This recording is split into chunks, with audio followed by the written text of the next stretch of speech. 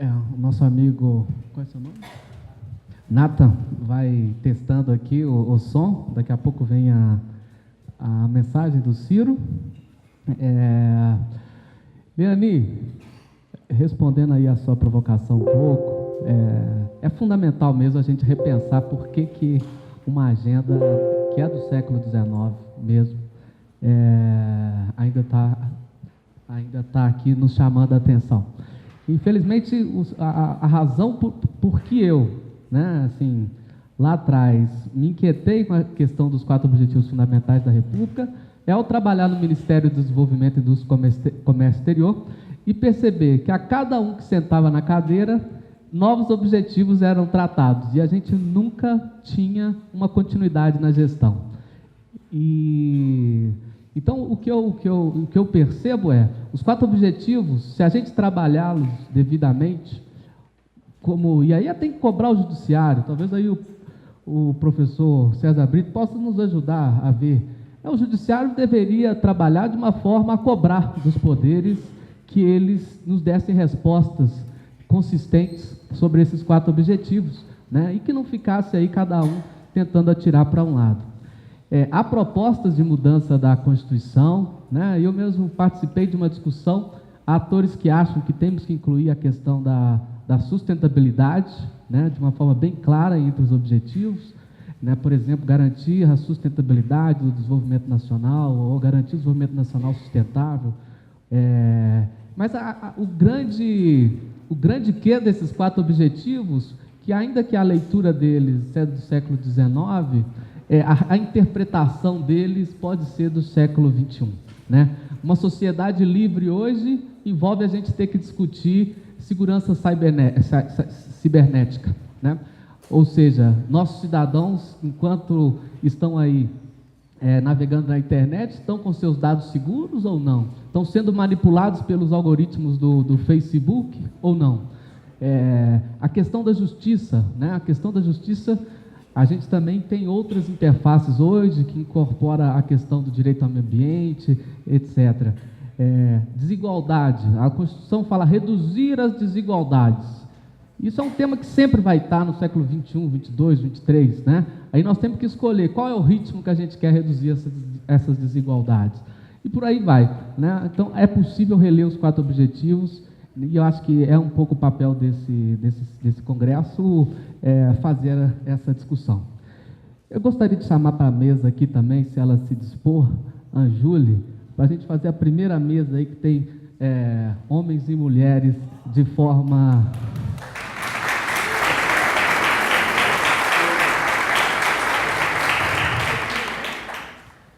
E a gente, se não tiver assim ainda, nós vamos rever a programação para incluir pelo menos uma mulher em todas as mesas desse evento.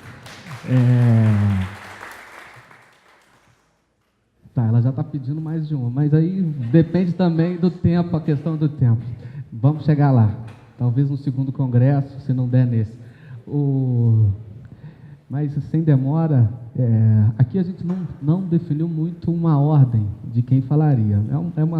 Tenta falar de 10 a 15 minutos, cada um, para que depois a gente possa fazer um debate público aqui. Alguém se dispõe a ser a primeiro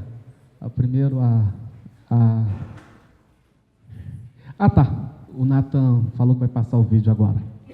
1 minuto.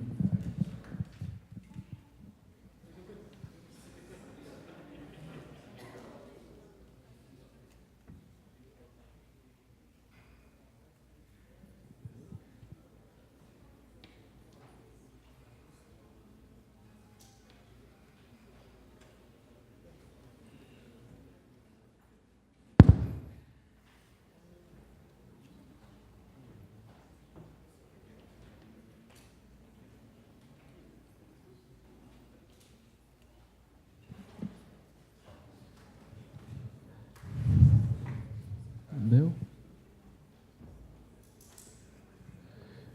Vamos continuar tentando. Flávia, quer ser a primeiras damas?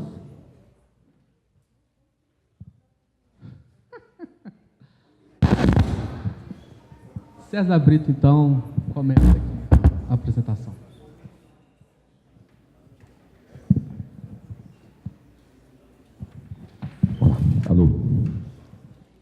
noite a todas e a todas. Minhas saudações igualitárias.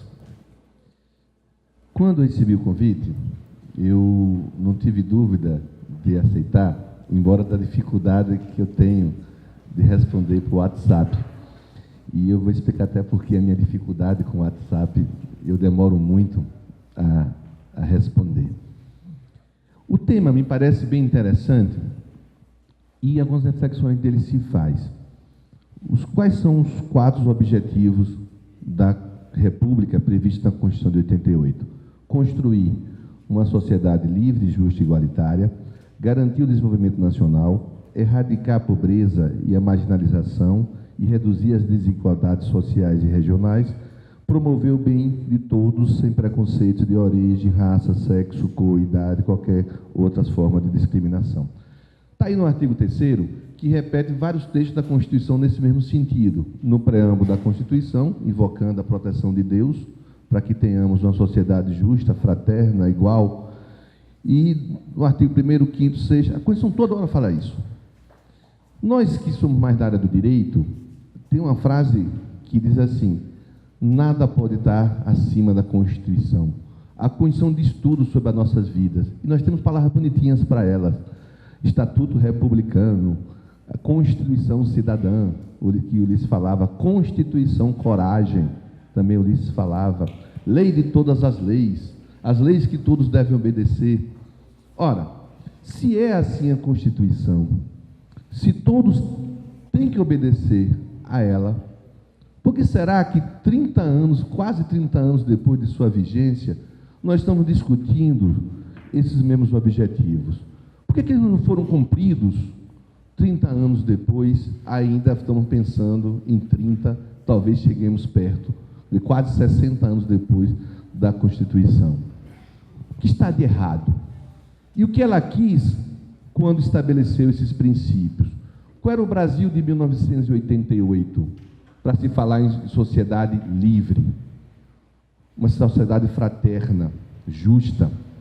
Qual era o Brasil de 1988 para falar em desigualdades regionais? Às vezes, as gerações, já que nós estamos 30 anos, uma geração ou duas foi nascida depois do objetivo da Constituição, e como nós confundimos o direito à memória e à verdade e impuseram a amnésia no Brasil, só agora nós resolvemos contar o que aconteceu na ditadura militar, nós não perdemos um pouco da noção do que se quis aqui em 1988. Qual era o Brasil de 1988?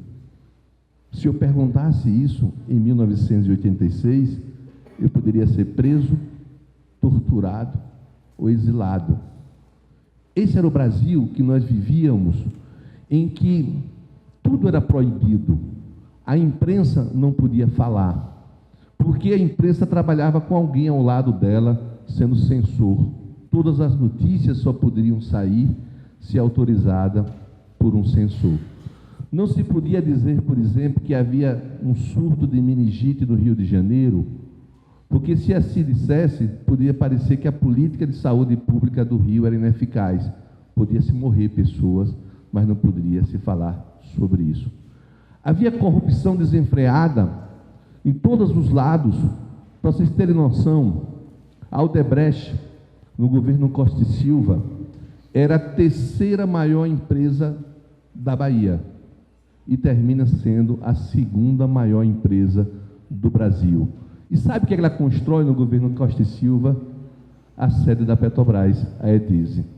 Desde lá, com a corrupção desenfreada, mas não que podia ser revelada. Esse era o Brasil de 1988, que nós quisemos e acreditávamos que tinha mudado com a Constituição de 88, a lei maior, a lei de todas as leis. Mas por que não fizemos isso? Porque nós fizemos uma transição com os mesmos. Quem torturava continuou no governo com outro nome. Quem roubava continuava roubando. Sarney, por exemplo, deixa a condição de presidente da Arena, depois vai ser presidente do PFL para ser presidente do Brasil. O mesmo. Então, nós fizemos uma transição com os mesmos. E quando você faz com os mesmos, não se muda. Se colocou-se máscaras de democracia. As pessoas passaram a dizer que, a partir de 88, que eram democratas. Passou-se a dizer, depois de 88, que se observava a importância da igualdade entre todos. Todos passaram a dizer isso. Eram os novos tempos. E quais são os tempos de hoje? Eu chamo os tempos de hoje de tempo das máscaras caídas. Essas máscaras caíram. As pessoas hoje se assumem efetivamente como elas são, e o WhatsApp ajuda a isso, o Facebook ajuda a isso. As pessoas conversam consigo mesmo e reproduzem aquilo que são. Se eu tenho homofobia, eu reproduzo os meus comportamentos homofóbicos. Se eu tenho um ódio racial, eu reproduzo meus pensamentos de ódio.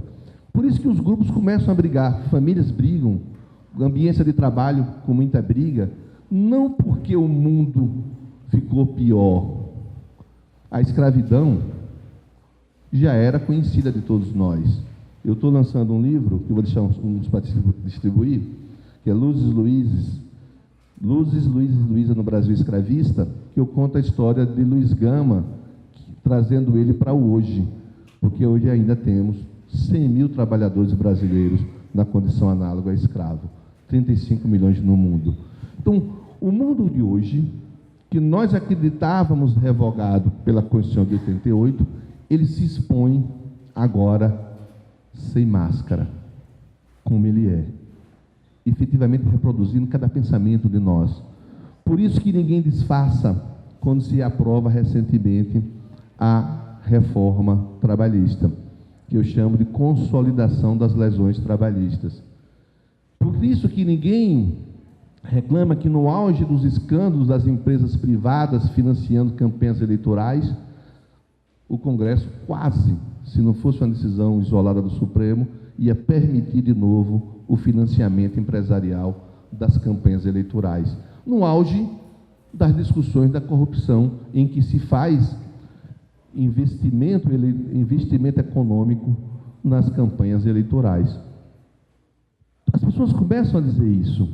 A recente portaria do Ministério do Trabalho, que reabre os portos brasileiros para o navio negreiros, é outro exemplo disso, que ele revoga por interpretação um conceito do Código Penal e que a OIT já agasalhou, que trabalho escravo preenche 4 requisitos, que é condições degradantes,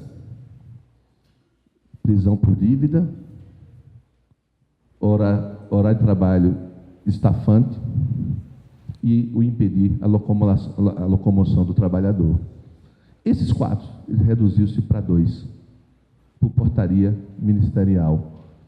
Esse é o tempo assumido, esse é o tempo que se diz que quer combater a corrupção nas estatais, vendendo as próprias estatais para aqueles que faliram e a tornam corruptas, os empresários que sempre se usufruíram do patrimônio brasileiro.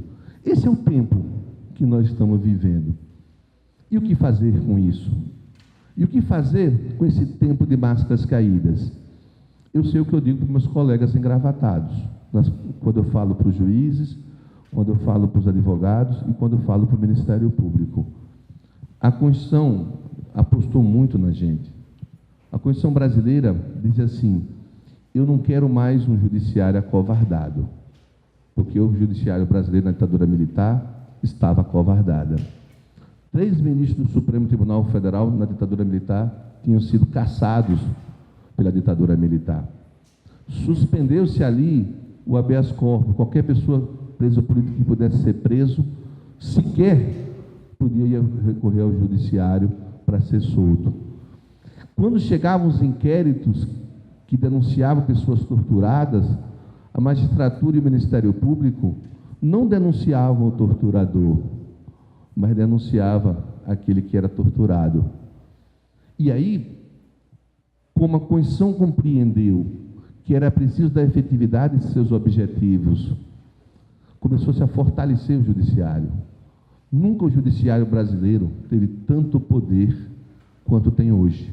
Corretamente, tanto poder quanto tem hoje. Dizem que os juízes e os membros do Ministério Público são vitalícios, não podem ser demitidos mais pelo chefe de plantão, são inamovíveis, não podem ser transferidos pelo chefe de plantão e têm irredutibilidade dos seus vencimentos. Essa foi a formulação para se colocar um judiciário mais independente, corajoso para dar efetividade. E por que não faz? Qual a dificuldade do judiciário fazer a efetividade? Essa é a reflexão que eu tenho feito e vou trazer para vocês, até para pedir a colaboração de vocês. Eu sempre digo que há uma relação direta entre o nome doutor e o sistema carcerário, só ter negros, pobres e prostitutas. Qual é a relação disso? Porque nós falamos muito da independência do Poder Judiciário, mas falamos pouco sobre quem são os recrutados para o Poder Judiciário. Quem são os recrutados? Quem tem essa tarefa de julgar? Nós, os bacharéis em Direito. E quem somos nós? Eu falo para vocês de cátedra. Quando eu era pequenininho, inteligentezinho, minha mãe dizia, e meus amigos, vai ser advogado. Todo mundo que é inteligentezinho na sua infância diz que vai ser advogado. E nós começamos a achar, olha, ser inteligente é sinônimo de advogado. Quando nós fazemos o vestibular para direito, a festa familiar é muito grande. Eu sou de 8 irmãos. O primeiro médico, o segundo economista, eu o terceiro advogado. A festa foi maior para mim do que dos outros 2. Entro na faculdade, sou tratado absolutamente de forma diferente dos demais estudantes das universidades. Curso de Direito, começa a aprender lá proteção à propriedade, crimes contra a propriedade, e discutimos muito pouco proteção à coletividade, proteção às pessoas. Essa matéria, direito sindical, direito coletivo, quase que não existe nos currículos das 1000 e poucas faculdades de direito no Brasil. E nós somos treinados para conservar apenas a propriedade. Fomos nós dos cursos de Direito que criamos as formaturas apartadas Brasil afora. Nós e os de Medicina. Como se não fosse digno nos formarmos juntos com os outros. E quando nós nos formamos, nos dão roupas diferentes, linguajar diferente. E começam a dizer assim, advogado bom não pode andar de ônibus, senão ele é advogado fraquinho. Ele tem que ter um carro bom, senão não o contrato. Juiz bom, juiz não pode mais tomar cachaça na beira de bar. Doutor não pode mais sair no carnaval de bermuda e sem camisa. E vão colocando essas discussões para nós, e as pessoas também nos tratando de forma diferente, que nós passamos a nos achar diferentes. E aí começa o grande problema na efetividade da Constituição. Cangazumba diz a Zumbi, meu filho, não se aproxime do inimigo, porque na hora H o coração amolece. Se nós, na área do direito, somos apartados da sociedade, se nós, da área do direito, não convivemos mais com o pobre, na hora que eu vou julgar um pobre, na hora que eu vou julgar um trabalhador, meu coração endurece. Na hora que é um rico, um colarinho branco, de uma família tão boa que eu convivo, deve ter sido um dia feliz quando eles mataram o Ido Galdino. Deve ter sido um dia infeliz quando eles, em velocidade, num carro importado, atropelaram várias pessoas no ponto de ônibus. Porque a família é tão boa que eu convivo, que eu conheço. Essa é uma reflexão que poucos de nós faz. Nós transferimos para o outro, para o mundo dos engravatados, o último destino da vida do país. Cada vez mais. Cada vez mais o judiciário tem televisão, tem Facebook, ele fala por último. E eles são pessoas humanas, recrutadas da classe média, média alta, cada vez mais. Enquanto nós não discutirmos com profundidade aquele que vai dar a última palavra sobre a vida do país, que não se submete ao processo eleitoral, porque são vitalícios, que não se submete à fiscalização de ninguém, e fala pelo último, por último, nós podemos criar o que nós chamamos, não é frase minha, de juristocracia, o governo dos juízes, que Platão lá atrás dizia do conselho de sábios. Os sábios julgam pelos outros e, por serem sábios, não precisam sequer consultar a opinião do outro. Eu falo para todo mundo que nós advogados, nós juízes, nós membros do Ministério Público, temos que colocar nossa carapuça e dizer qual é a parte que nós temos de culpa no Brasil desigual, que não cumpre esses objetivos. Eu vou com o tempo esgotado, mas só concluir isso. Nós gostamos de culpar o Legislativo, gostamos de culpar o Executivo e pouco olhamos para quem dá a última palavra sobre a vida do país. É preciso ter um pouco mais coragem para enfrentar esse problema que reproduz os preconceitos típicos das pessoas humanas. E que os preconceitos típicos das pessoas humanas, que o judiciário não está imune, precisa ter um controle maior. Obrigado.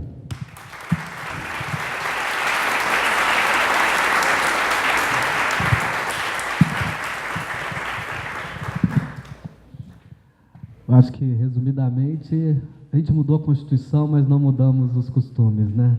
A gente precisa mudar. Melina, passo a palavra para você. Melina é do Movimento Agora. Ela pode contar um pouco mais sobre ela. É um currículo extenso, né? Uma pessoa bastante experiente, tanto academicamente, como também na atuação na área de segurança pública. Bom, gente, boa noite a todos e a todas. André, muito obrigada pelo convite. É um prazer estar aqui conversando com todos vocês os desafios que são imensos que a gente tem para o país, e principalmente quando a gente fala dos objetivos aqui da República. Acho que muito rapidamente contar, o Movimento Agora é um desses movimentos novos que discutem a renovação política, é um movimento cívico que pretende impactar a agenda pública e ação política. Acho que todo mundo contou aqui um pouquinho do contexto que a gente vive, o contexto de polarização. Esse é de onde a gente parte também, reconhecendo o processo da polarização, e também um diagnóstico de negação da política. E o grupo de pessoas ali, dos cofundadores, entende que é pela política que a gente vai resolver os problemas do Brasil, não é pela negação da política, mas é sim com mais política. Acho que uma frase na mesa anterior a gente faz democracia reforçando a democracia e não reduzindo a democracia. Então, é o processo de como a gente vai. Eu acho que tem diversas provocações aqui muito interessantes do ponto de vista de quais são os objetivos da República. Eles são do século XXIX, afinal de contas, do que a gente está falando e como é que a gente avança, principalmente quando, ao olhar pelo retrovisor, a gente não cumpriu esses objetivos, né? O que o André chamava aqui a atenção.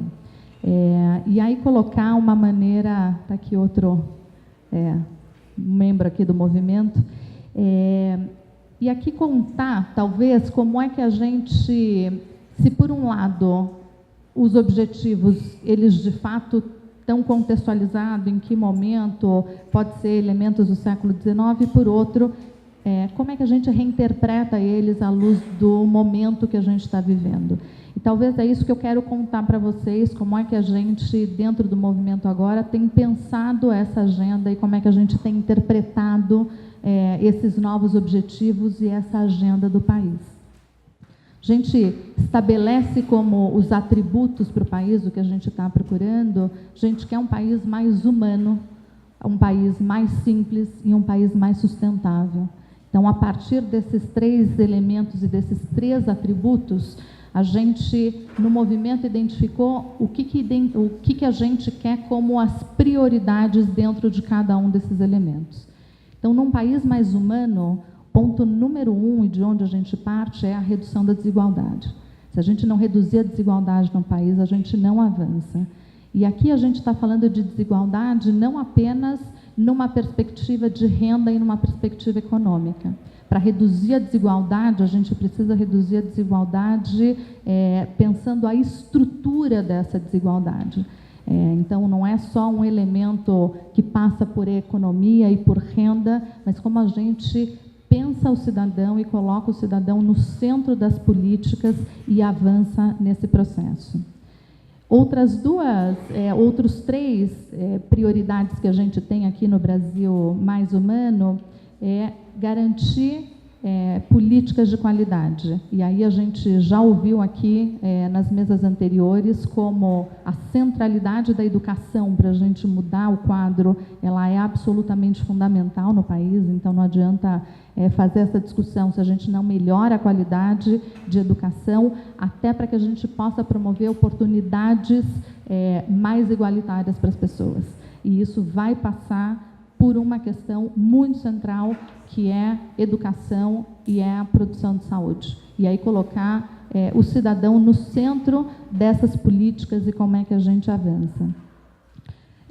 Acho que uma pauta que para a gente é muito cara e a gente vem discutindo é a pauta de cidades inteligentes, até pensando em que contexto a gente está hoje. Grande parte da população vive nas cidades e as cidades elas não estão dando a condição e a qualidade suficiente para as pessoas. Então, qual é a agenda de cidade que a gente tem no Brasil?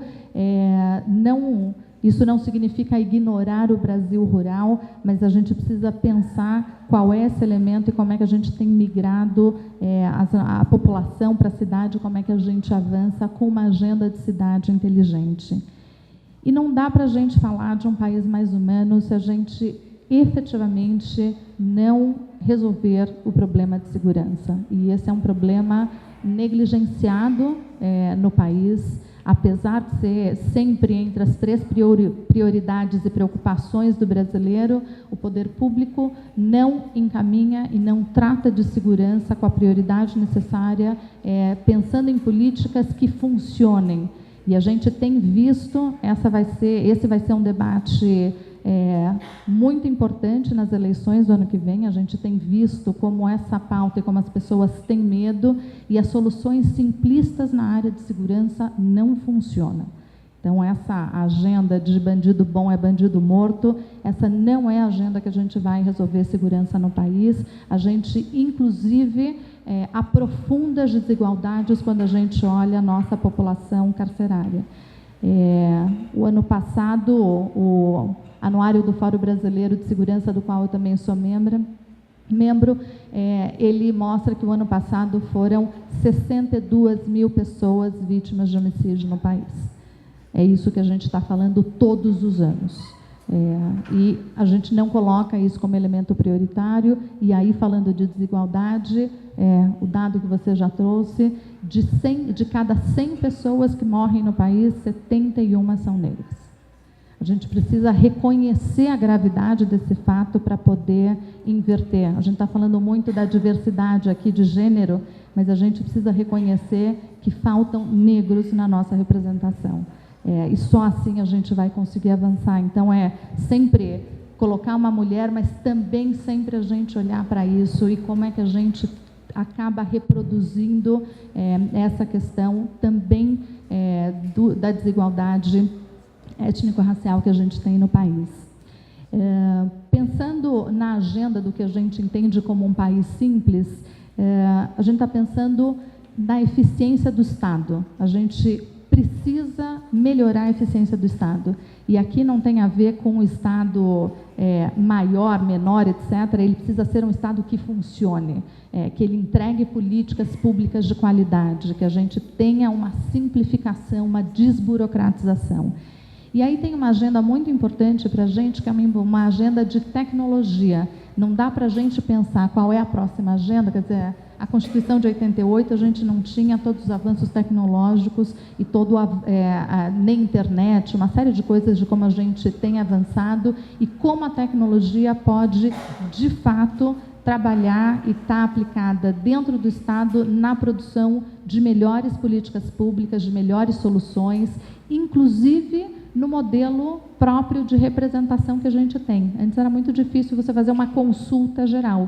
Hoje, por mecanismo dos aplicativos, etc., você consegue fazer consultas e consegue fazer diálogo, transparência, etc., de uma maneira muito mais ágil, efetiva. A gente efetivamente precisa ter uma agenda de tecnologia e não dá para ignorar o que a gente tem hoje na produção e como a gente pode implementar isso na produção de políticas públicas.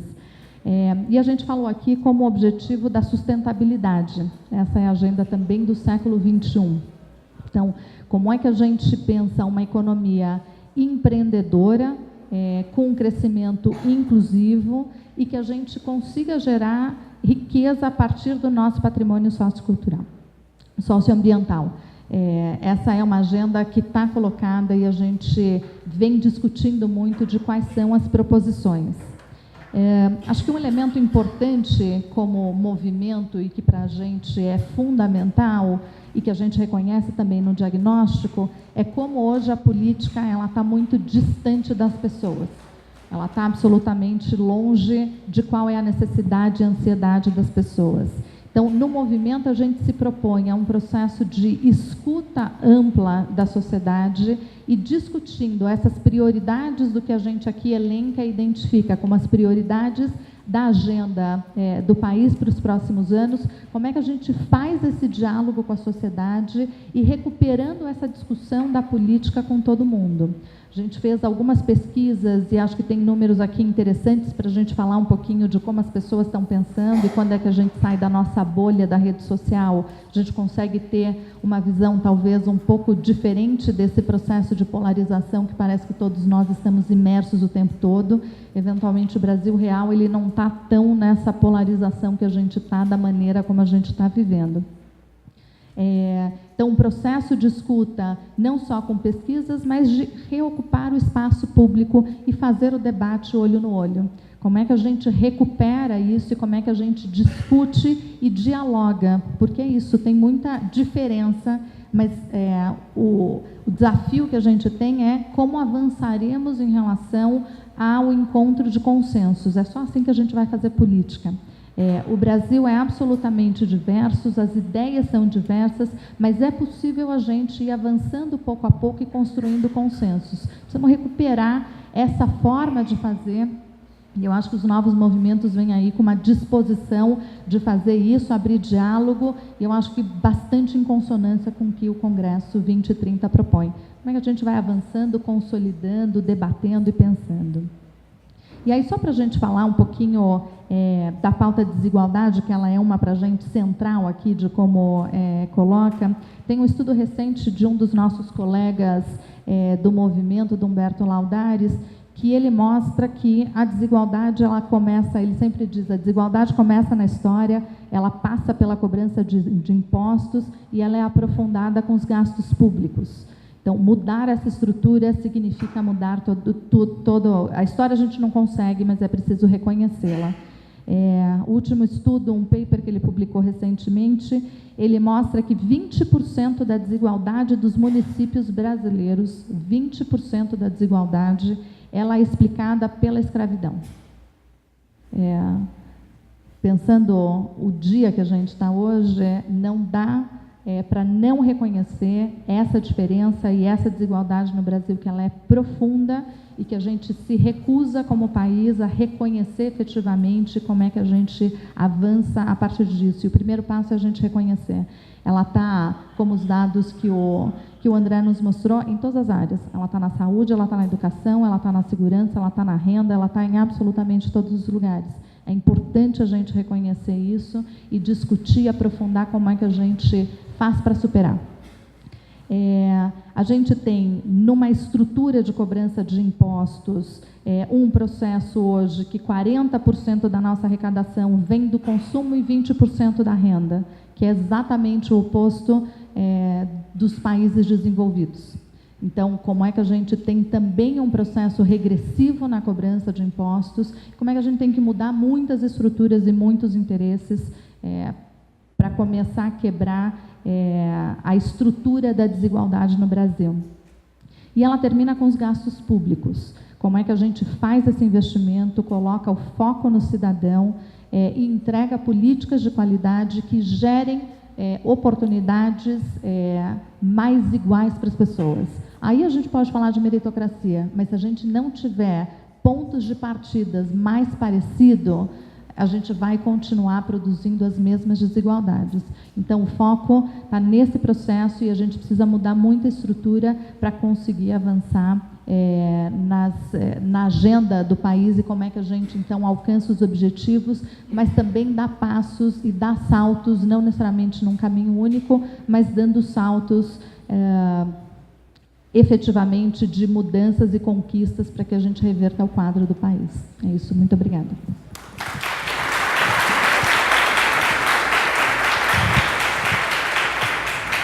Melina, só repete para nós, mais humano, simples e... Um Brasil mais humano, simples e sustentável. Pois é. Para quem não conhece, o Movimento Agora, está ali o João Francisco, etc., também faz parte. Entrem no site depois, vão ver, só tem fera lá. E a gente espera, se a gente precisa mudar as pessoas, ali já tem uma boa lista de pessoas que a gente pode considerar nessa mudança. Só 2 avisinhos. Já anotem aí as suas perguntas, quem tiver um papel. Daqui a pouco a gente vai passar alguns papéis para que vocês também interajam aqui com os membros do evento. E também faça a provocação, esse é um congresso vivo. A cada momento a programação também vai sendo ajustada devido a razões que a gente não sabe. Então, esse evento, para ser construído, disputou vários palestrantes com a Fundação Lema, que levou para os Estados Unidos vários brasileiros. E aí fica a provocação para a UNB. A UNB tem que ser capaz de disputar as melhores mentes do Brasil a todo momento e do mundo, né? Fica a provocação. E a provocação é o seguinte: amanhã a gente já tem, infelizmente, algumas baixas. Na verdade, uma baixa por enquanto, mas também temos três espaços que a gente ainda não alocou, que são as vitrines. Então, qualquer um que vocês tiverem alguma indicação de alguma coisa que vale a pena a gente apresentar nesse congresso, tem 10 minutos. Falem para a gente aí na programação que a gente encaixa. Infelizmente, o Wagner Martins, amanhã, ele está internado no hospital desde domingo, né? Infelizmente, vai ficar essa semana de molho. Ele disse para a gente que está tudo bem, que é uma coisa relativamente simples, mas não vai poder. Então, na mesa amanhã de gestão em cidades inteligentes, cabe mais um. Se alguém souber de alguma indicação, nos diga aí que a gente encaixa nesse evento. Passo a palavra agora para o Pedro Ivo, porta-voz da Rede de Sustentabilidade. Boa noite a todos e a todas. Vou pedir desculpa, eu estou um pouco gripado, então em algum momento isso vai dificultar um pouquinho, mas eu vou tentar me controlar aqui. Eu sou da Rede, sou porta-voz aqui de Brasília, que há vários porta-vozes, aí sou da Executiva Nacional. Quero agradecer o convite, Rafael, e agradecer estar aqui com vocês, nesse importante congresso. Realmente é muito importante, muito interessante. Já é uma mentalidade diferente pensar 2030, porque, infelizmente, no Brasil, a maioria das estratégias políticas não pensam a médio e longo prazo. O Brasil não tem uma agenda a médio e longo prazo. A Marina gosta de dizer que os políticos pegam o curto prazo que tem para aumentar os seus mandatos, quando deveria fazer o contrário, né? O curto prazo que tem para avançar num bom prazo de transformação da sociedade. Obviamente, eu quero falar aqui, não vou falar de forma neutra, eu vou falar de onde eu estou, dentro da Rede de Sustentabilidade, e eu quero dizer um pouco de onde nós estamos construindo essa nossa organização. Primeiro, nós somos uma organização que busca se referenciar no pensamento complexo. Então, para nós continuamos aí o debate de maio 68, aprofundando as concepções teóricas de Edgar Morin, de Varela, etc. Portanto, nós, obviamente, porque defendemos a sustentabilidade, não podemos mais continuar com o pensamento linear da direita e da esquerda. Uma ciência cartesiana, um pensamento linear, e uma ciência de causa e efeito. Nós achamos que a complexidade da vida, e olhando os ecossistemas a gente vê isso, a complexidade da vida deve ser encarada hoje na contemporaneidade, né? É, portanto, fundamental trazer a ecologia, a biologia, trazer as visões ecossistêmicas para a política. Então, a primeira grande questão é que a política é o lugar hoje mais conservador do ponto de vista da nova ciência. Você vê as transformações na academia, você vê as transformações no mundo da tecnologia, você vê as transformações nos movimentos sociais, mas a política continua fechada numa visão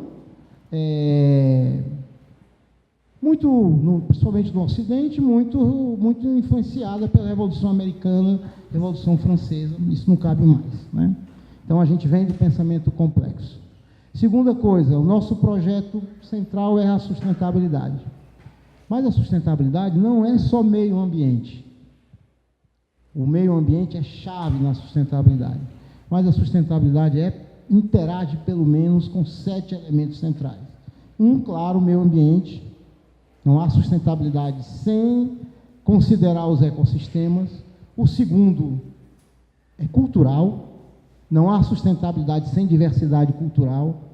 E um dos problemas do Brasil é que o Brasil continua eurocêntrico. O Brasil não é de maioria branca, mas é eurocêntrico e se comporta como um país de maioria branca. Não considera, inclusive, os índios, que falam mais de 180 línguas e são mais de 100 etnias. Não importa a quantidade. Isso não é um problema de quantidade, isso é uma questão de identidade do país, da nação.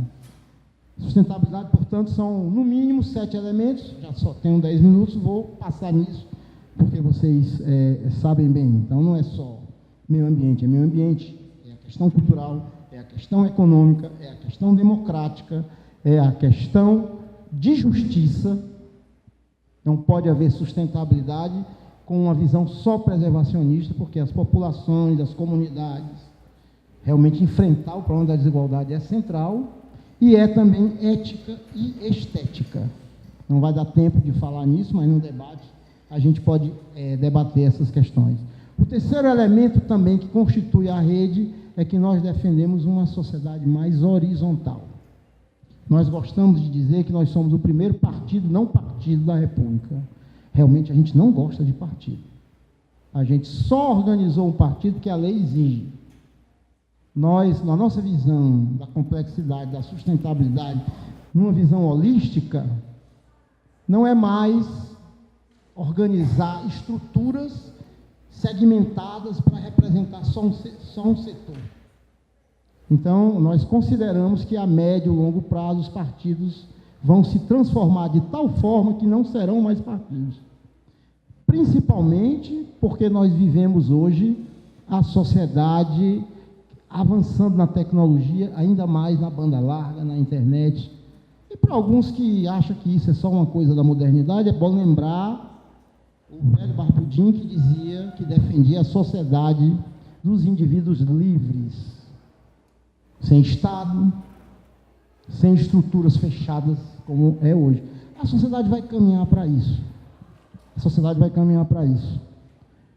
E um quarto elemento que é importante para nós também é a atualização na política. Para nós não existe uma crise na política, existe uma crise da política. A gente se referencia muito no Bauman em relação a isso. Por que existe uma crise da política? Porque existe uma crise onde os partidos políticos, o sistema de representação, não representa mais a humanidade. Nós já somos, 7 bilhões? Então, esse sistema representativo não funciona mais, porque ele representa corporações. Seja as corporações empresariais, seja corporações sindicais, seja qualquer tipo de corporação. É legítimo que haja também representação de corporação. Sim, é claro que é legítimo. Mas mais legítimo é preparar uma forma de representação ou uma forma de participação que represente o cidadão, a cidadania. Hoje não existe mais isso, não se iludam. É raro alguém que chega lá independente. É raro. Então nós temos que quebrar esse monopólio, temos que quebrar esse sistema. Para nós, então, alguém já falou aqui, quanto mais democracia, melhor. O nosso amigo do Brasil em Foco. Então nós temos também uma forte luta que nós chamamos democratizar a democracia, avançar na democracia. Nós somos uma corrente radicalmente democrática. Nós não somos a favor de ditadura, nem de direita, nem de esquerda. Mesmo a ditadura do proletariado, e eu já fui defensor disso, passei 30 anos no PT, 30 anos em correntes de esquerda do PT, e vi na própria carne. Eu estive com Fidel, eu estive na Venezuela. Não funciona. Se não houver a radicalização da democracia, não há liberdade. Então, seja de direita, seja de esquerda, nós temos uma visão um pouco diferente. Portanto, a gente não se coloca na polarização.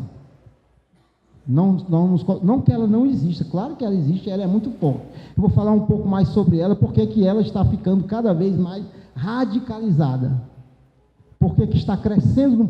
Agora, na Suécia, eu tive com o ministro da Educação da Suécia, conversando com ele, os neofascistas estão tendo 15% na Suécia, um país de tradição social-democrata, de muita democracia e muita participação.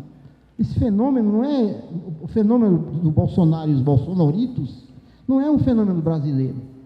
Nós precisamos discutir isso, precisamos debater isso, como é que a gente sai desse processo.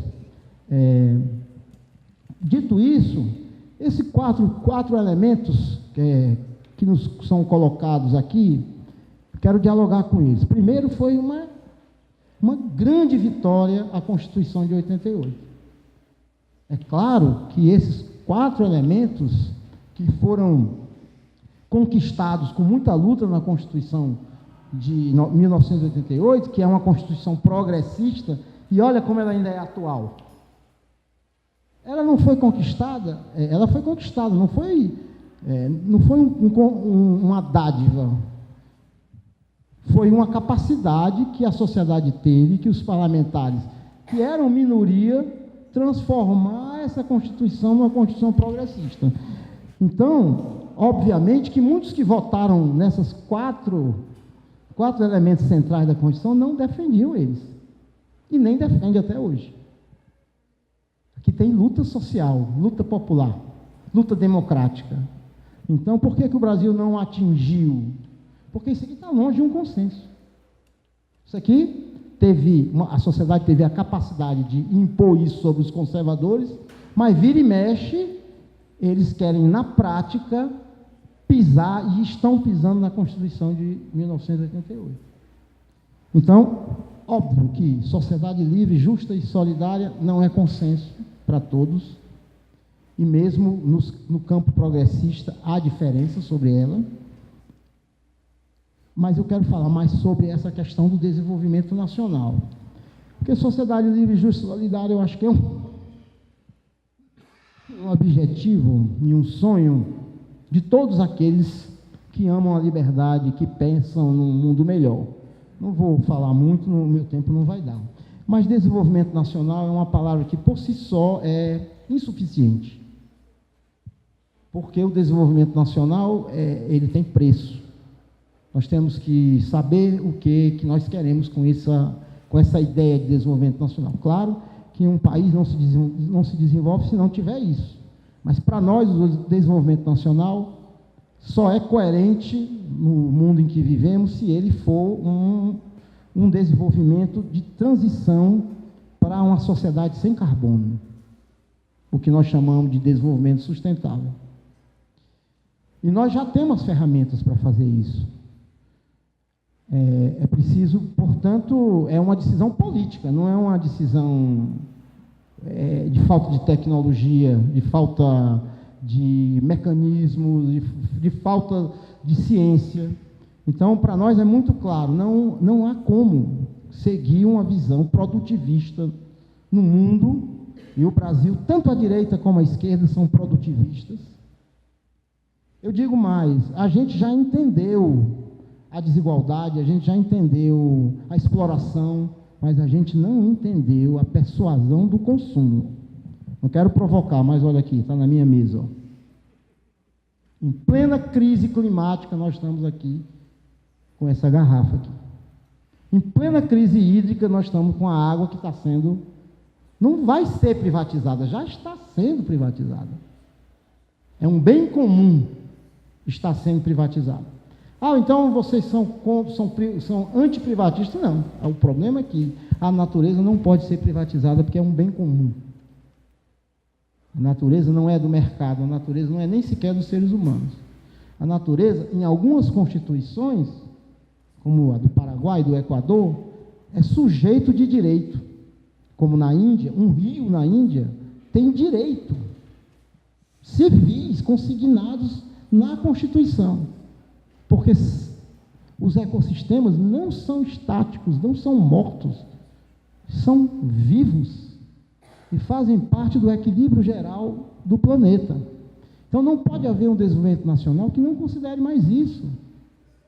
E isso não há dicotomia em defender a sustentabilidade, o desenvolvimento sustentável, e defender o emprego, e defender os pobres, e se colocar contra a desigualdade social. Ao contrário, estão nas florestas a melhor forma, principalmente no Brasil, de obter o desenvolvimento sustentável e de diminuir as desigualdades, com as florestas em pé, que podem ser utilizadas desde que de forma sustentável, para gerar emprego, gerar renda, constituir empresas, constituir economia. Aliás, economia e ecologia nunca deveriam ter se separado.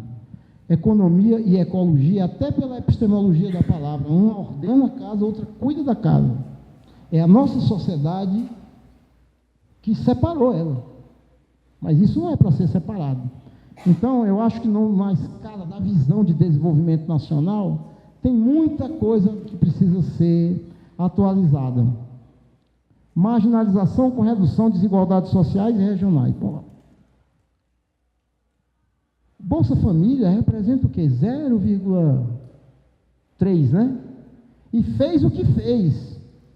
Se você botar na balança o que o governo dito de esquerda deu para banqueiro e que deu para os pobres, você vai ver que foi ínfimo. Mesmo assim, as elites brasileiras, boa parte delas, principalmente da burguesia, ficou com ódio da Bolsa Família, porque melhorou um pouquinho. Então, isso aqui é uma coisa que nós podemos avançar muito.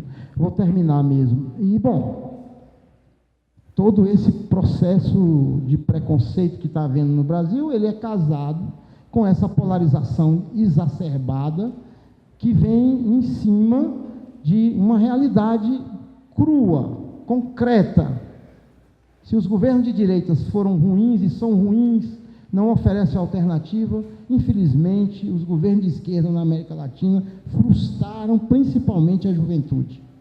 E hoje você tem um vácuo, e você tem uma exacerbação de uma polarização de extrema-direita à esquerda, isso no mundo todo, e você tem um vácuo de pessoas. No Brasil, os votos brancos, nulos e as abstenções foram maiores de qualquer vitória, mesmo lá em São Paulo, que o prefeito ganhou no primeiro turno, ele perde para os votos brancos, nulos e abstenções. Por quê?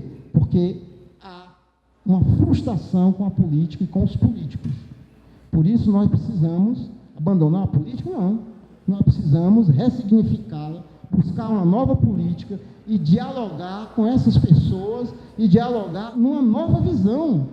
Se a gente fizer a polarização novamente, assim como está sendo no mundo todo, quem vai ganhar é a direita, infelizmente. É só olhar os resultados eleitorais no mundo todo. Mesmo na França, que o presidente é um pouco indefinido, ele foi para o segundo turno com a extrema-direita. É uma leva de direita que vem aí se a gente não conseguir apresentar uma nova alternativa. Obrigado, desculpa ter passado um pouquinho.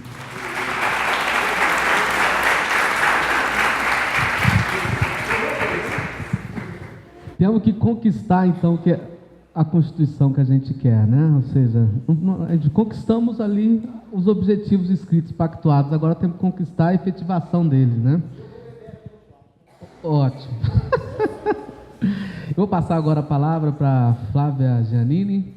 A Flávia é uma pessoa que ajudou muito aí na organização do evento, dando dicas, né? E também fiquei muito impressionado com o currículo dela depois que eu recebi. Aí fica aí, dou ali, fique à vontade. Muito obrigada. Eu vou usar o suporte aqui para ficar com as mãos livres, eu gesticulo muito.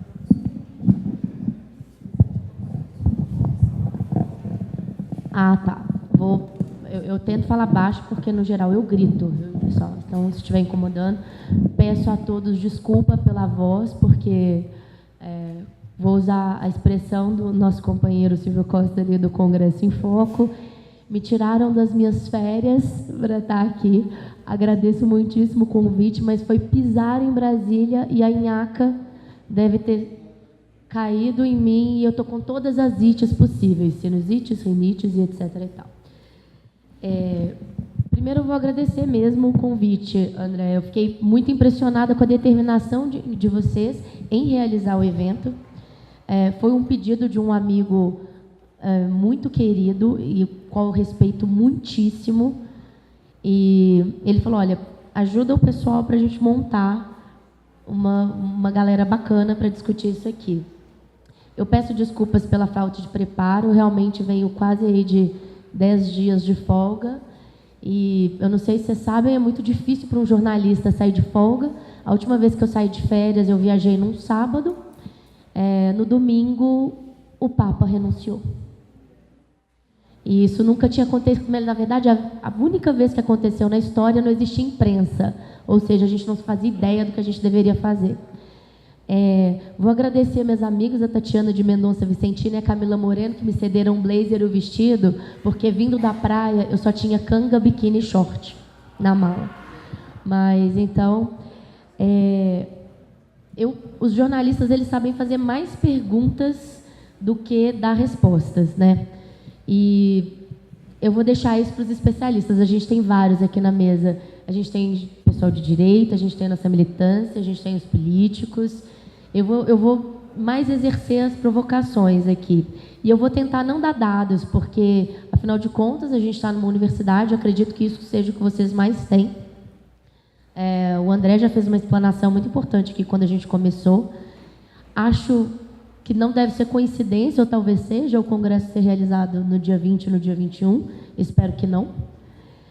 Mas fiquei me perguntando, por que numa cidade como Brasília, na verdade no Distrito Federal, por que hoje não é feriado aqui? Por que não é feriado em Salvador, na cidade mais negra do Brasil, na cidade mais negra do mundo fora da África? Né? Então, eu estou vendo, desde a hora que eu sentei, todo mundo bater na questão da desigualdade, como ela é a razão praticamente de todos os nossos problemas, e fiquei muito impressionado, porque o meu medo era sentar aqui hoje, ou estar aqui hoje, e as pessoas completamente ignorarem os problemas estruturantes que nos levaram ao ataque 500 anos depois, discutindo uma agenda que eu não vou dizer do início do século. A gente está discutindo uma agenda de 500 anos. Né? A gente está discutindo absurdos e direitos individuais que não deveriam nem estar sendo questionados. Toda vez que a gente tenta regredir em algum direito no Congresso, eu falo, ai, que vontade que eu tenho de dizer, eu não discuto mais esse assunto. Fala com a minha mão, porque não é possível que a gente vai voltar aqui a questionar a liberdade individual, a liberdade do corpo, a liberdade de exercer a sexualidade livremente. Parece impossível. Mas o que é muito importante, eu acho que talvez a gente precisa perguntar quem ganha com essa desigualdade que hoje está instalada? Porque é isso. Como jornalista, você aprende o tempo todo a fazer essa pergunta. Toda vez que alguém está ganhando, alguém está perdendo. E alguém ganha para que o racismo ele é estruturante, porque porque ele mantém os privilégios. O machismo ele é estruturante porque ele mantém privilégios. Então, não adianta a gente ter um discurso de precisamos reduzir a desigualdade se a gente não colocar o dedo na ferida de quem está sendo privilegiado por isso. E as pessoas estão sendo privilegiadas. Estão sendo privilegiadas desde que o mundo é mundo, estão sendo privilegiadas aqui no Brasil há muito mais tempo. Os negros são 3% da representação política que a gente tem no Congresso. E eu estou falando isso com uma dor no coração, porque eu prefiro muito mais discutir a questão de gênero e do feminismo, mas quando a gente tem, num país onde 52% da população é mulher e 50% são negros, como a gente tem 3% de negros dentro do Congresso Nacional e 9% de mulheres?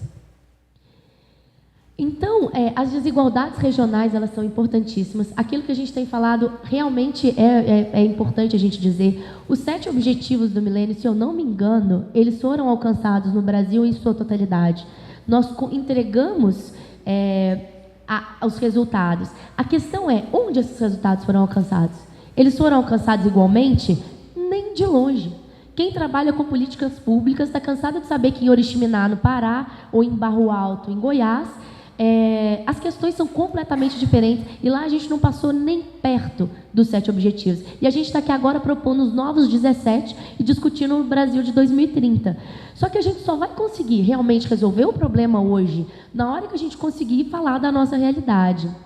Ou seja, e quando a gente fala dessa desigualdade, é bom a gente lembrar que da perda total que se tem de recursos hoje na gestão pública, 70% é uma perda por ineficiência e 30% numa perda em corrupção. Por que a gente só discute corrupção?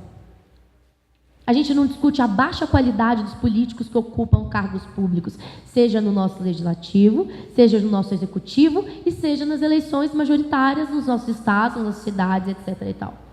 A gente continua não discutindo realmente aonde a gente tem que chegar. Então, já que eu não vou me ater aqui como especialista, eu vou dizer na única coisa que eu posso ser, né? Que é ser mulher, que é ser negra, que é ser indígena e que é ser latino-americana. Nós não somos iguais. E reafirmar isso não é brigar e nem separar o país, como as pessoas gostam muito de dizer. Toda vez que vocês estão discutindo isso, a gente acha a pauta... Eu achei importante... o Ivo falar sobre isso, porque é verdade. Dentro dos partidos a gente tem uma discussão, especialmente das pessoas que têm uma visão mais marxista da questão, que a ditadura do proletariado está acima de todas as questões de minoria. Eu queria saber o seguinte: todos os proletários são iguais? Os operários, a gente parte do mesmo ponto quando a gente discute isso? Ou seja, enquanto a gente não discutir a interseccionalidade desses temas, nós não vamos discutir e nós não vamos chegar a uma solução para a desigualdade. Para mudar o mundo, a gente tem que partir de onde ele está e não negar o que ele existe, né? A sociedade brasileira, especialmente a nossa elite, e eu coloco na nossa elite uma responsabilidade muito grande pelo ponto que nós estamos, ela é autoritária, ela é familista, ela é patrimonialista, ela é racista e ela é machista. Que revolução que a gente quer esperar e como a gente vai se comparar à revolução feita em outros países, sendo que a gente nunca teve uma burguesia industrial realmente desenvolvida, preocupada com o desenvolvimento do país, preocupada com o plano que estava se criando aqui. A gente nunca teve. Essa burguesia nunca existiu. A gente tem uma elite, sim, mas ela não é uma elite tradicional, preocupada como a gente viu no mundo desenvolvido ou em outros países, até mesmo da América Latina. A gente pode citar o caso da Argentina e do Chile. Eu não me lembro dos outros, talvez por falta de informação mesmo. E o mais importante, essa é uma elite que ela é incompleta em ser cidadã. Ela rejeita, para manter privilégios máximos, ela rejeita direitos cidadão mínimos. A gente nega à mulher e ao negro e ao indígena o direito de ir e vir, mas a gente garante o rentismo bancário, nacional e internacional em todas as nossas instituições. Isso eu acho importante, a gente, dado isso, eu não acredito que exista uma saída fora da política. E eu não acredito que exista uma saída fora da democracia. E essa democracia ela precisa ser representativa. Agora, eu discordo do Ivo quando ele diz da questão dos partidos. Eu fico pensando como que a gente vai radicalizar essa democracia sem fortalecer os partidos e as instituições que garantem na marra essa igualdade ou essa promoção das políticas públicas. É uma questão que eu gostaria de uma resposta. Como a gente consegue, a partir dessa horizontalidade, como eu disse, o jornalista é melhor em fazer pergunta do que em dar resposta, como a gente garante, a partir dessa horizontalidade, essa questão do fortalecimento das instituições? Então, se o mundo ele é branco, rico e masculino, quem é que paga a conta da revolução que a gente está pretendendo fazer? É uma boa pergunta, né? Estava recentemente nas minhas férias em Salvador, sentado, acho que num dos principais pontos turísticos de lá, esperando para comer um belíssimo de um acarajé. E existe uma barraca muito famosa, o Acarajé da Dinha. Trabalhavam 5 pessoas dentro dessa barraca. As 4 pessoas paramentadas, vestidas tradicionalmente, como se vestem as baianas, trabalhando, fritando, enrolando, produzindo, entregando. Existia uma pessoa não paramentada sentada no caixa. Eram 4 mulheres e 5 homens. Quem vocês acham que estava sentado no caixa recebendo dinheiro?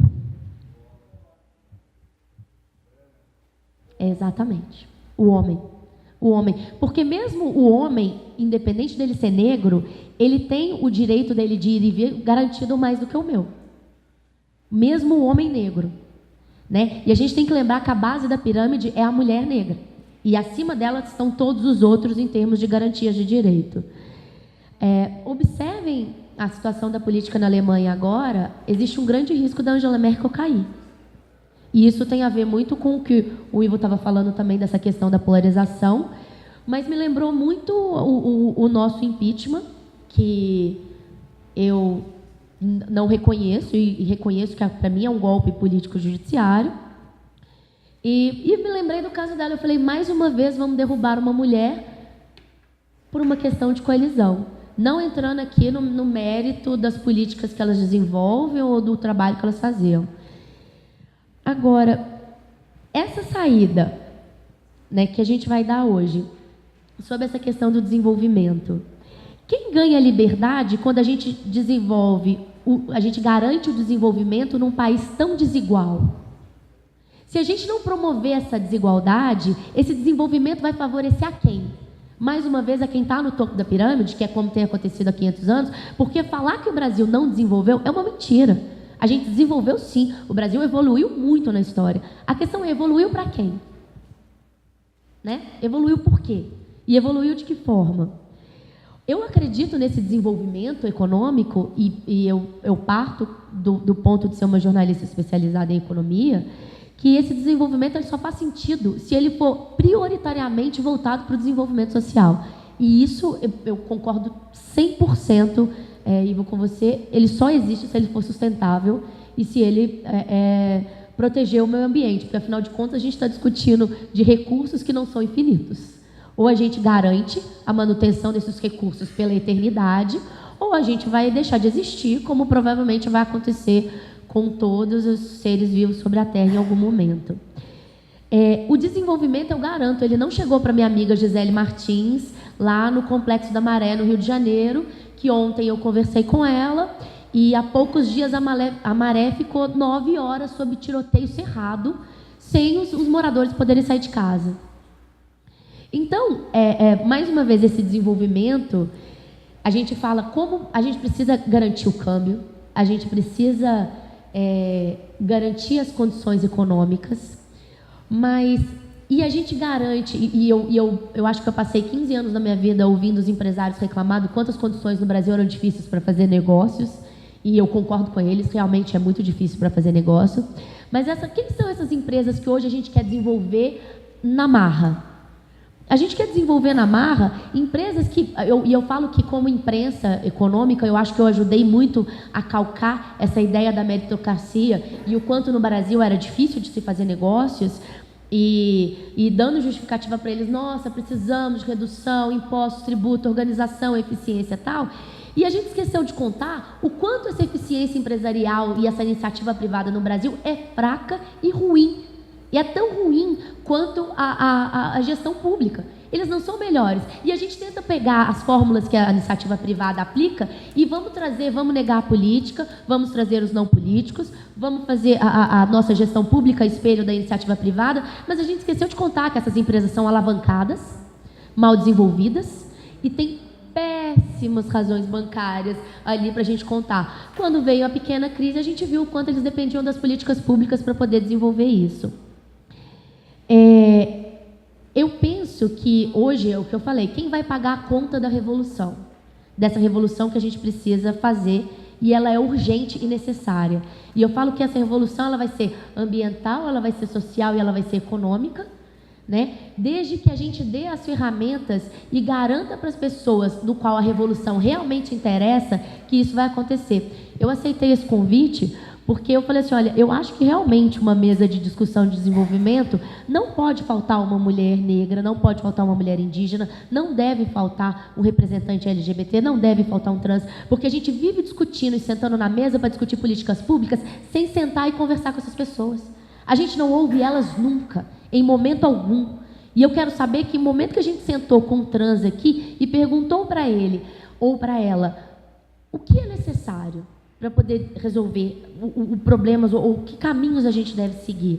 Eu acho que o republicanismo ele é importantíssimo, ele é uma ferramenta. Mas mais que o republicanismo e os 4 objetivos que a gente tem da República, eu acho que a gente tem que garantir a representatividade, o fortalecimento das instituições e as políticas públicas alinhadas com a realidade e com o futuro. E esse futuro que a gente está falando de 2030, não o futuro que a gente está falando de hoje, ou do ano que vem, ou do próximo ciclo político. A gente está falando de 2030. O Congresso, o Partido Comunista Chinês acabou de entregar um documento falando tudo o que eles vão fazer, passando o caminhão no que for necessário, para entregar a China que eles querem em 2040. Aí ele virou, bateu nas costas de todo o resto do mundo e falou, em 2040 a gente conversa como vai ser o desenvolvimento de vocês, apesar da gente. Então, mais uma vez, eu digo que é o seguinte, a revolução ela vai acontecer e ela vai ser, nem que seja na marra. Então, se alguém tiver dificuldade para sentar numa mesa e montar uma discussão, uma política pública que ouça o negro, a mulher, o gay ou o indígena, o meu cartão está aqui, pode falar comigo. Eu procuro sempre saber quem são as pessoas incríveis fazendo o tipo de política que a gente precisa para poder ouvir, para poder sair da periferia, do centro do qual eu sempre morei e ir buscar na periferia, da qual eu nunca convivi ou nunca participei, as respostas que eles precisam lá. E aí é isso. E hoje eu quero encerrar com uma frase de um amigo que veio pelo WhatsApp, mas eu ri muito, porque eu acho que tem um pouco a ver com o momento que a gente está vivendo. Ele falou o seguinte, a gente devia trocar a expressão sambando na cara da sociedade pela expressão buzinando no ouvido do William Vac. Porque é isso que a gente vai fazer agora. E se precisar, a gente vai gritar. Então, e se precisarem de ajuda para gritar, podem contar comigo.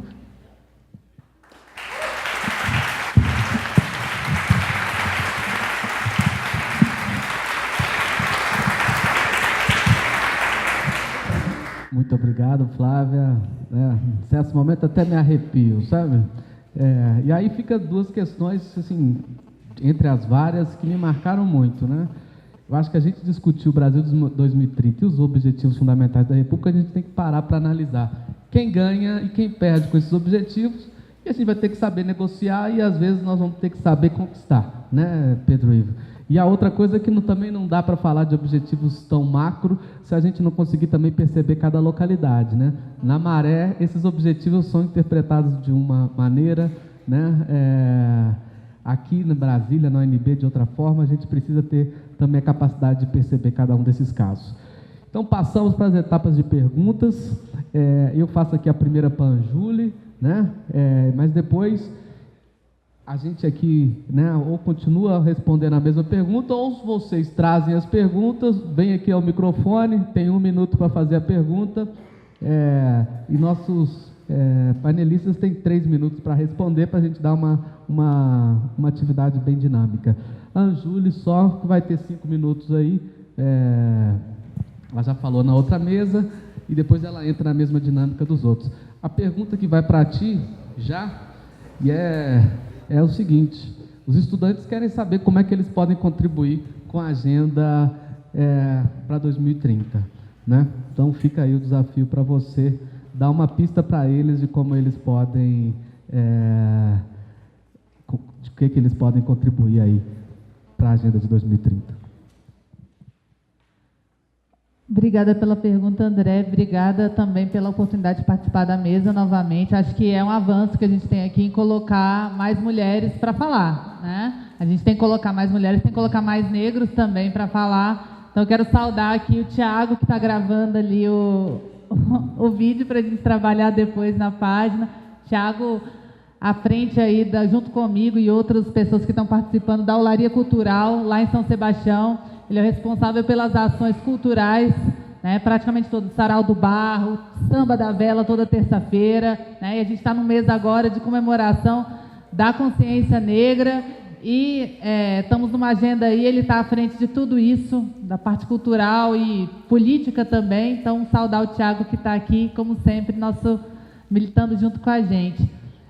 Saudar também as mulheres da homens da mesa também. Eu acho que esse é um espaço muito profícuo assim, para a gente discutir isso, né? Qual que é o projeto de país que a gente quer? Onde a gente quer chegar? Aí a pergunta do André Rafael de Kel, como é que as pessoas podem participar disso? Como a juventude pode participar disso? Eu me identifiquei muito com a fala da Melina do agora, né? Eu acho que é também um espaço muito saudável para a gente fazer esses encontros, né?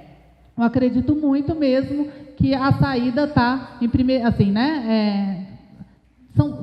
É um conjunto, né, de propostas que a gente precisa colocar para frente, mas passa necessariamente pela redução da desigualdade social, pelo combate veemente à desigualdade social, e passa também, eu não anotei teu nome porque eu não anotei o nome de quase ninguém aqui, os outros eu já conhecia. Qual é o teu nome? Flávia, pronto. Que a Flávia colocou também que é a interseccionalidade, né? A gente não pode esquecer que entre os mais pobres, né, entre as pessoas que recebem menos de um salário mínimo e meio, estão 67% dos negros brasileiros, né? Quando a gente vai para as mulheres negras, aumenta mais ainda essa proporção, né? A gente não pode esquecer também que mesmo as mulheres tendo mais escolaridade do que os homens, as mulheres têm 8,4 anos de escolaridade, os homens têm 8, ainda assim elas recebem 66% do que os homens recebem, os homens formados em nível médio, os que são formados em nível superior, agora estou comparando superior, como eu comparei médio com médio, as mulheres continuam ganhando 63% do que os homens recebem. Isso está no relatório da Oxfam.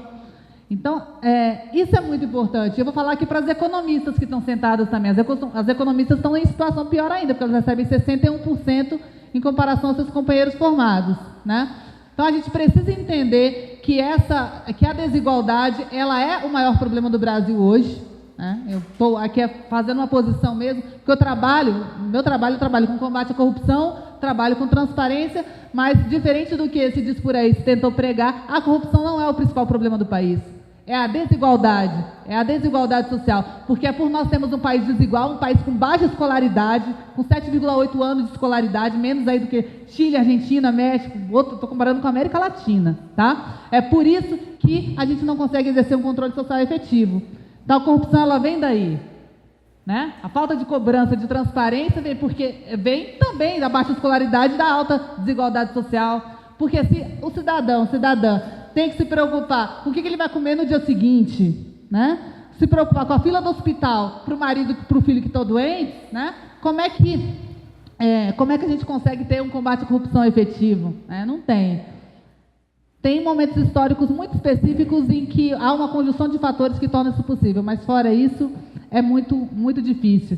E eu estou falando aqui das crianças, da educação, enfim, vou citar um caso que acho que tocou muito de nós, né? Essa semana passada, uma criança desmaiou na escola, uma escola do Cruzeiro, que eu já conheci, já estive lá, inclusive, desmaiou numa escola do Cruzeiro, porque não tinha se alimentado, porque saiu 11 horas da manhã de casa, lá no Paranoá, anda 30 quilômetros e aí vai comer 3h30 da tarde. Então, ele vai comer o quê? Na maioria das vezes, biscoito com suco diluído, né? Não é nem suco natural, aquele suco de pozinho bem diluído.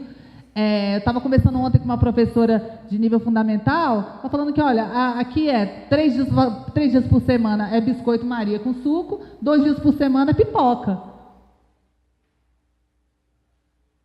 Então, eu quero saber como é que a gente vai falar de meritocracia e de que a saída está no indivíduo nesse tipo de condição.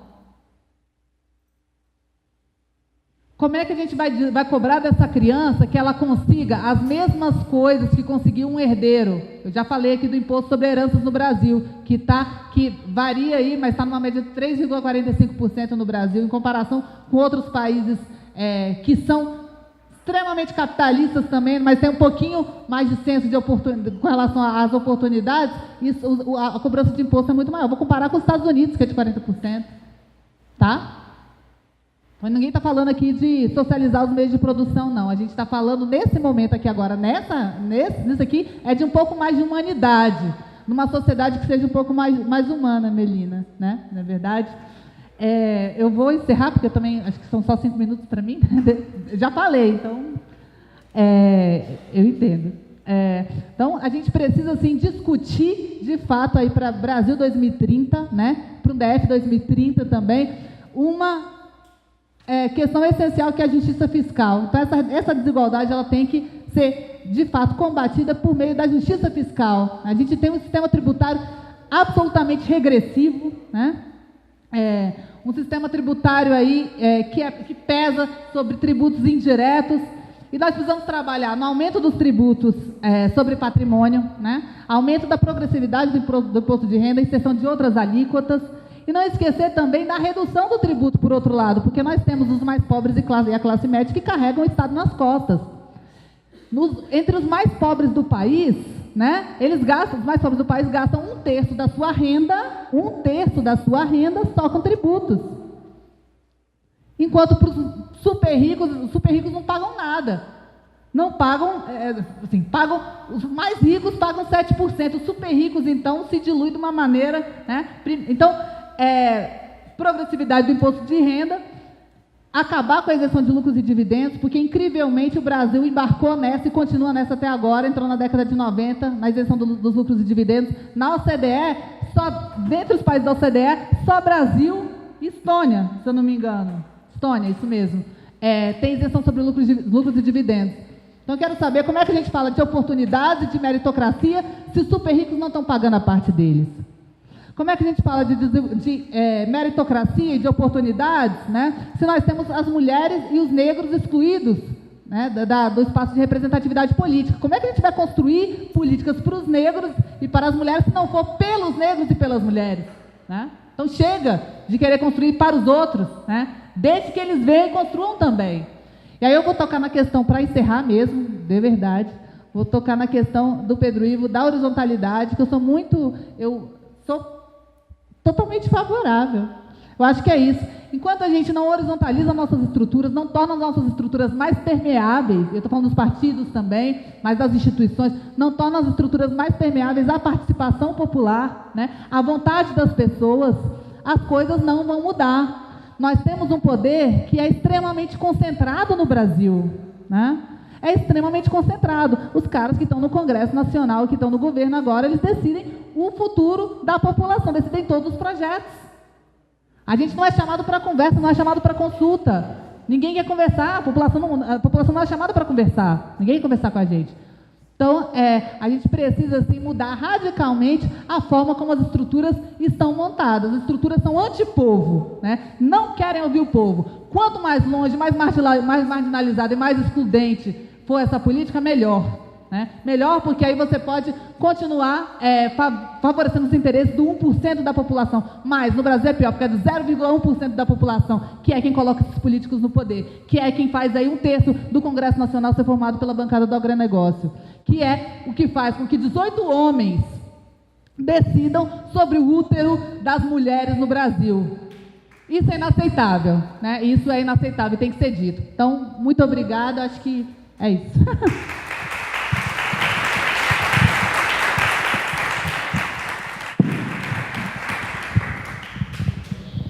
acho que sintetizando um pouco, os estudantes, se vocês puderem dar as respostas para a gente, no mínimo no plano, né, de pesquisa acadêmica, etc., de por que nós temos essa desigualdade, né, e os caminhos para sair. Eu acho que já é um belo começo, né, e aqui como Faculdade de Economia, Administração, Gestão de Políticas Públicas, é um espaço, né, bastante rico para trazer um pouco essas informações para a gente.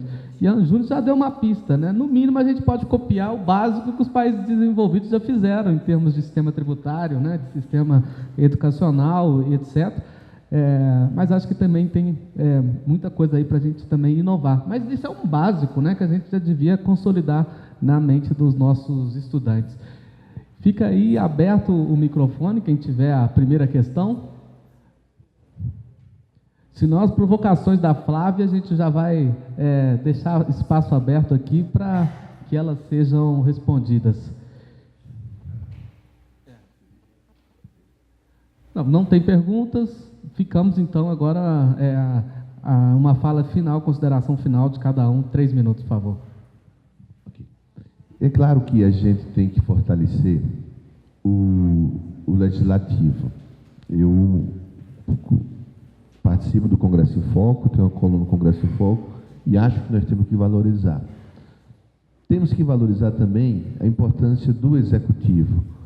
O que eu tenho tentado colocar aqui, até porque às vezes não é um tema nosso, eu sou advogado do movimento sindical, sou advogado do movimento gay, sou advogado dos movimentos negros, sou advogado do Sem Teto, Sem Terra, sou advogado de Maria da Rosário na condenação de Bolsonaro.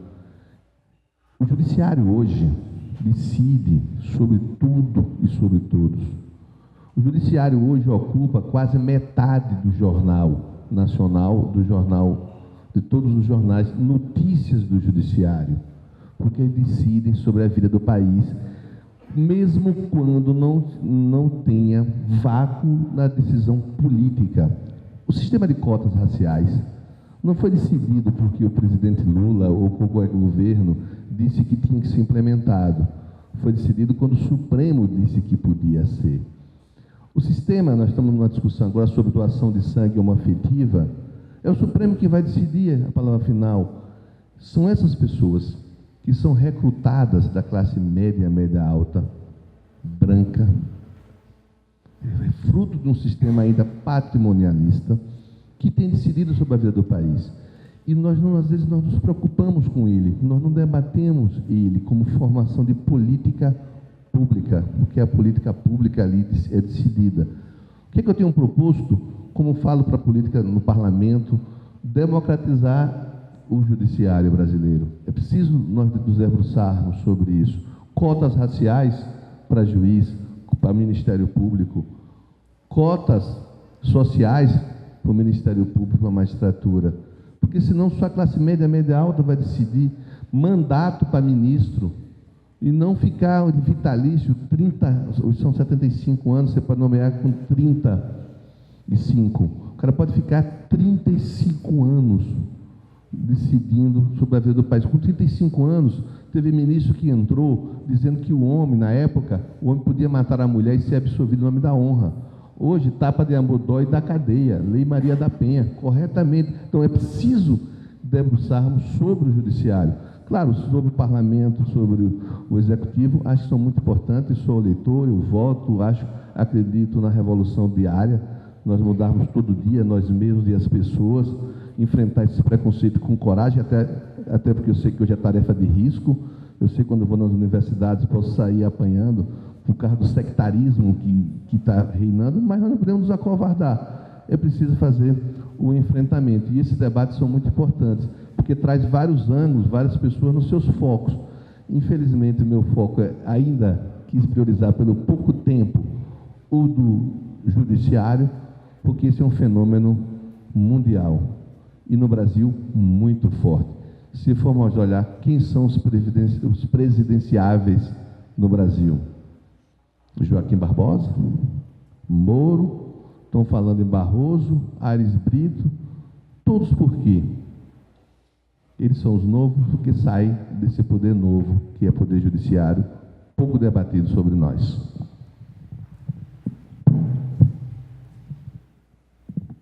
Bom, pelo pelo adiantado da hora, também tentar ser breve, eu acho todo mundo cansado aqui.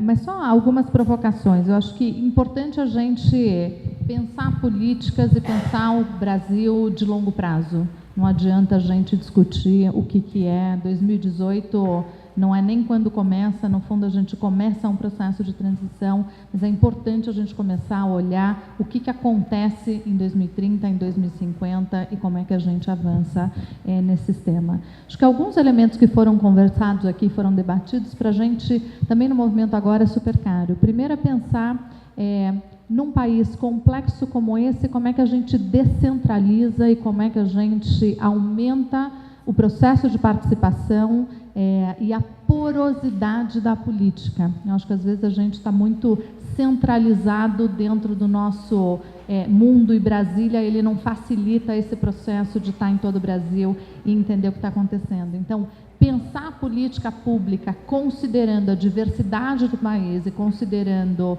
a descentralização necessária, inclusive numa discussão do nosso pacto federativo, como é que a gente avança, o município que está próximo do cidadão, como é que você executa as políticas e como é que você aumenta também a capacidade desses municípios, né? Eu tive a oportunidade de trabalhar durante muito tempo acompanhando uma série de implementações aí nos municípios, e a gente percebe a diferença e também a desigualdade que a gente tem em termos de capacidade instalada para a execução de política pública e a repartição da torta, né? Onde está o recurso com quem de fato está ali muito mais próximo do cidadão, podendo fazer a implementação de políticas públicas. E por isso, para a gente, a agenda de cidades ela é tão importante. Porque é onde você está muito mais próximo do cidadão e muitas das coisas são implementadas e é quem está ali no cotidiano acompanhando a implementação, a qualidade de vida, etc. Às vezes o nosso pacto federativo ele tem concentrado muito mais o poder, a renda, etc. E no fundo a gente precisa entender como é que a gente reverte isso e como é que dá mais capacidade para quem está na ponta, envolvendo sempre esse processo de participação, como a Júlia sempre traz aqui desde a primeira mesa, que é como é que as pessoas participarão.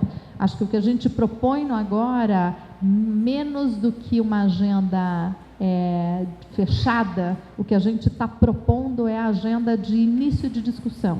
Então, como é que as nossas 10 prioridades a gente começa a debater com a sociedade para entender qual ela é a finalização. Ela não parte de um grupo de pessoas pensando isso, mas como é que a gente lança um primeiro projeto e uma primeira ideia para debater com a sociedade, e aí nesse diálogo, nessa dialética e processo de construção, a gente formata considerando todas as necessidades da população brasileira e, de fato, consegue impactar a vida das pessoas. Então, é isso. Muito obrigada pelo convite. Muito obrigada por estarem aqui até agora. Então, Melissa deu uma perguntinha aqui, uma provocaçãozinha, né? A gente considera que há uma diferença entre política e política partidária, certo? Nós somos, nesse sentido, aristotélicos. Nós achamos que o ser humano é um ser político. E há várias formas de fazer política. Já faltam 3, nem falei nenhum. Sim.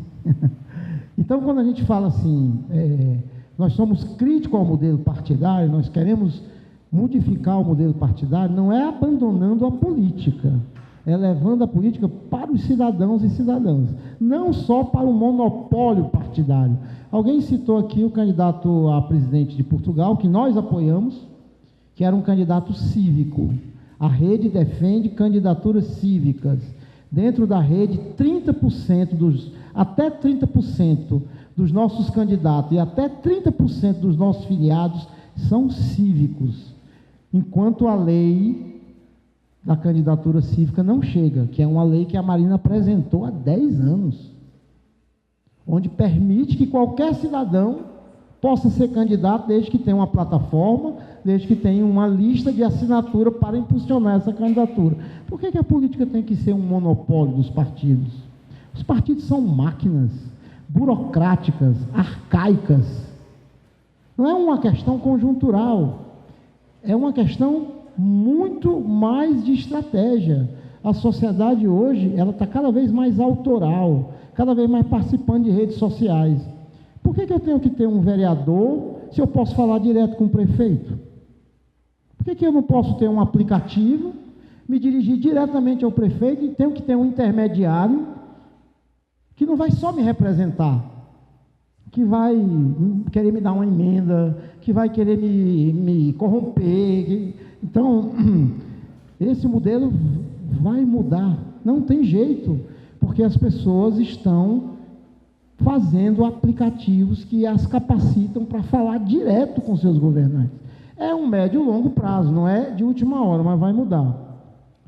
E a política não é uma profissão.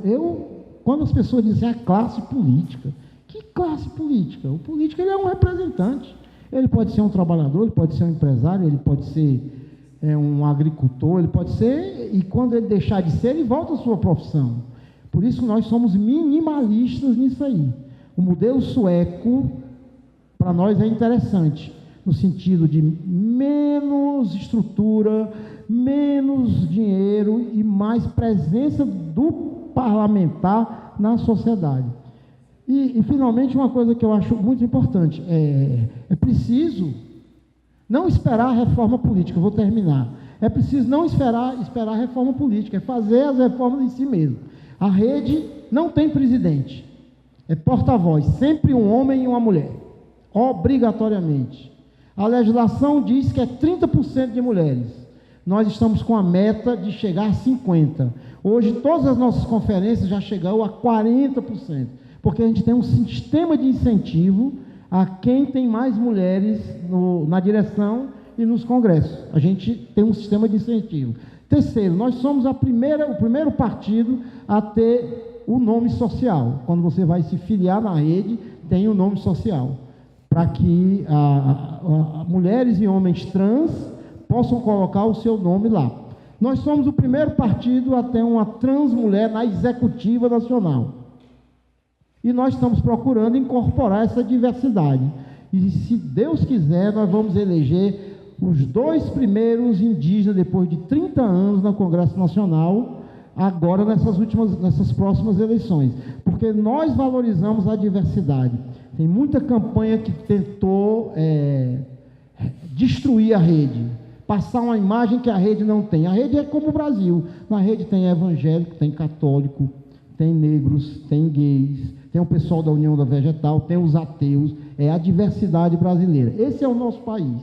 Qualquer fundamentalismo, seja de que lado for, não é a cultura que nós queremos que o Brasil tenha. O Brasil tem que caminhar para o diálogo, tem que caminhar para a cultura de paz e para o pacifismo. É isso que eu queria terminar e obrigado pela oportunidade de estar aqui com vocês.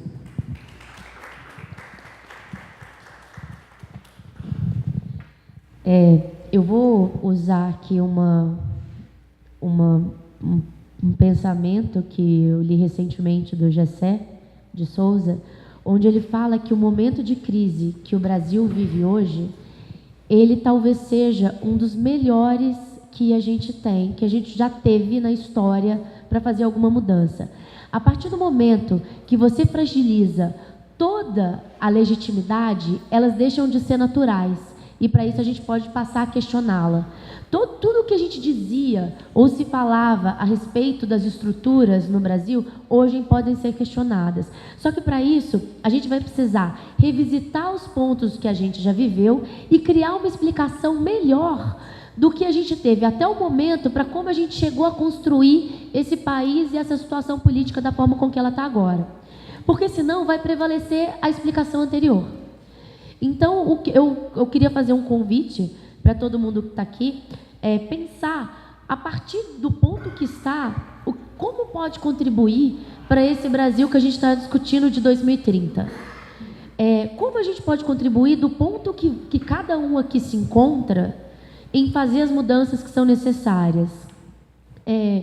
Eu agradeço a resposta, realmente era um questionamento de como a gente poderia fazer. Concordo em algumas partes e discordo em outras, especialmente na parte do uso da tecnologia, que o Banco Mundial já apontou que, na verdade, a tecnologia, ela aumenta a desigualdade, ela não diminui, a menos que a gente crie para a população ferramentas nos quais elas possam acessar a tecnologia. É difícil a gente falar da participação popular pela internet, falando direto com o prefeito, quando a gente tem 9% da população analfabeta, né? Então, sem dúvida. E eu acho que a tecnologia, ela realmente pode nos ajudar a nos salvar, desde que essa tecnologia seja entregue e acessível às pessoas, o que ela não é nesse momento. É difícil você explicar para uma pessoa como ela pode falar diretamente com o prefeito quando ela não sabe ler, ou quando ela escrever. Não, sem dúvida. Eu não estou discutindo qual dos infernos são piores, não. De forma alguma. Só estou dizendo que toda vez que a gente propõe uma solução, a gente tem que pensar de que ponto aquela solução vai nos ajudar. E eu concordo totalmente com o que a Melina falou. Enquanto a gente não reparar as desigualdades sociais e a gente não pensar em políticas públicas direcionadas para resolver aquela igualdade, a gente vai estar sempre discutindo a solução do Brasil através de platitudes e de verdades que, na verdade, nunca foram e não estão estabelecidas. Então, hoje eu tenho muito mais dúvidas do que certeza. Eu tenho muito mais problemas do que soluções. Se alguém quiser algum problema, pode vir conversar comigo. Eu tenho 100 na minha cabeça aqui passando. As pessoas vão falando, nossa, e como a gente vai resolver isso agora? E aí é essa. Então, o que eu gostaria? Vamos pensar como que esse Brasil de 2030, eu, Flávia, que não tinha pensado nisso, até a proposta do Congresso, porque a gente está num determinado momento de enxugar gelo e apagar incêndio, que fica difícil levantar a cabeça da tragédia para olhar lá na frente e falar, olha, ok, quando essa tragédia acabar, ou como a gente vai acabar com ela, como que a gente vai construir? Eu acho que esse foi esse plano que nunca fizemos, que a nossa elite nunca pensou, né? Uma coisa que nunca se construiu de verdade. Eu acho que, e aí eu vou usar meu lado desenvolvimentista, o que falta no Brasil é estrutura mesmo, é a infraestrutura econômica, social e política, e a gente precisa pensar como a gente vai resolver esse problema. Não adianta vir com solução, eu não estou dizendo que a tecnologia é uma solução fácil, mas não adianta a gente vir com platitude e solução fácil para nenhum desses problemas. Eles não são fáceis, eles são extremamente complexos e resolvê-los vai ser assim. E eu acredito nisso, a gente só vai conseguir resolver quando sentar todo mundo na mesa, com representatividade, e falar, ok, estamos aqui com esse problema. E a gente vai precisar resolver, né? Porque acho que agora, eu tenho medo de falar que a gente chegou no fundo do poço, porque toda vez que eu penso nisso, eu vejo que o buraco é muito mais fundo do que eu imaginava. Mas eu quero que a gente tenha chegado no fundo do poço. Vamos tentar não chegar lá embaixo, vamos tentar sair daqui para cima, que não seja só para tomar um fôlego, de melhorar um pouquinho uma coisa para depois ter que afundar de novo e bater no fundo da piscina. Vamos aprender a nadar cachorrinho e permanecer ali no ponto que a gente está, pelo menos.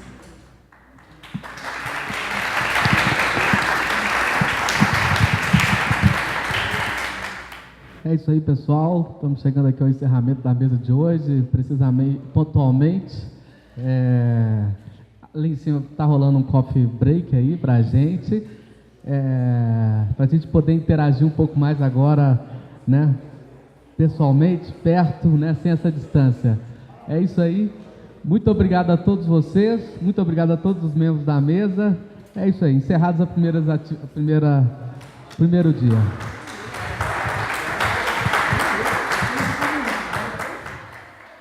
E o pessoal